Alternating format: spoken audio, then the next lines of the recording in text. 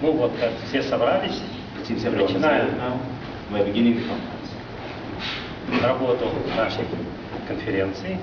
И слово представляется профессору университета Монтенегро Славица Петрович.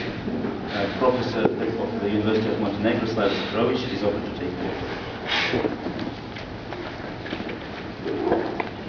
Dear colleagues, dear participants of the conference, on behalf of the Institute of Foreign Languages and in my own name, I would like to welcome you to Montenegro